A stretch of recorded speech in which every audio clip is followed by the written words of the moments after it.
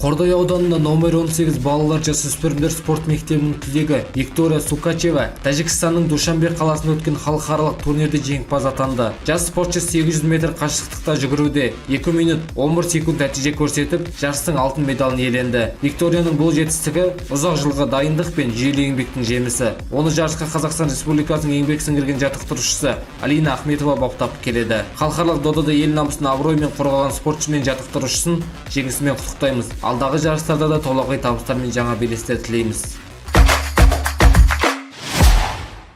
Қытайдың Гуян қаласында өтіп жатқан бокстан әлем кубогында 18 маусым күні Қазақстан құрамасының 3 өкілі шаршы алаңға шығады. Бүгінгі жарыс бағдарламасында 2 әйел боксшы мен 1 ер спортшы өнер көрсетеді. Барлық жекпе-жек күндізгі сессия аясында өтеді. Қазақстан уақытымен 9:00-де басталатын кездесулерде 51 келідегі салмақтағы 1-8 финалда Алуа Балқыбекова Венесуэла өкілі Эрисмар Кардозамен қолғап түйістіреді. 65 келі салмақтағы 1-8 финалда Санатәлі Төлтаев Англия боксшы Патрис Мугальдзиға қарсы шығады. 54 келі салмағында ширек финалда Назым Қызайбай Польша спортшысымен шығады. Айта кетейік, бұған дейін Қазақстан құрамасы Бразилияның Фосту-Югасу қаласында өткен әлем кубогында 3 алтын, 1 күміс және 3 қола медальмен аяқтап, жалпы есепте үздіктер қатарынан көрінген еді. Ал биылғы әлем кубогының финалдық кезеңі қараша айында Өзбекстанда өтеді.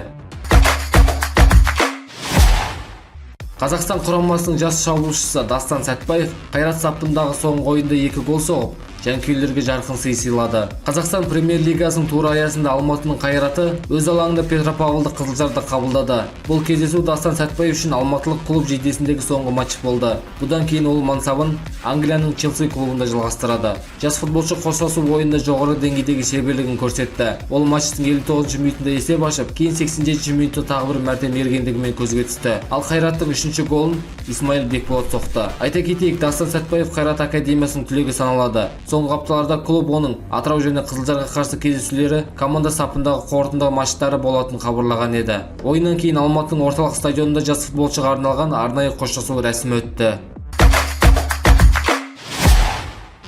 Елордадағы Дәулет теннис орталығында арбадағы теннистен Қазақстан чемпионатының салтанатты ашылу рәсімі өтті. Ел біріншілігінде Ақтөбе, Атырау, Қарағанды, Қызылорда және Маңғыстау облыстарының, сондай-ақ Астана мен Алматы қалаларынан келген 40-қа жуық спортшы қатысып жатыр. Мүмкіндігі шектеулі жандарға арналған спорттық даярлау орталығының директоры Болотбек Дүкетаевтың айтуынша, арбадағы теннис елімізде қарқынды дамып келе жатқан паралимпиадалық спорт түрлерінің бірі саналады. Биыл Қазақстан чемпионаты 5-ші рет ұйымдастырылып отыр. Жарыс ерлер, әйелдер және аралас жұптар арасында Open және Quad санаттары бойынша өтуде. Чемпионат 20 маусымға дейін жалғасады. Байрақты бәсекенің қорытындысы бойынша Қазақстан ұлттық құрамасына шақырту алатын үздік теннисшілер анықталады.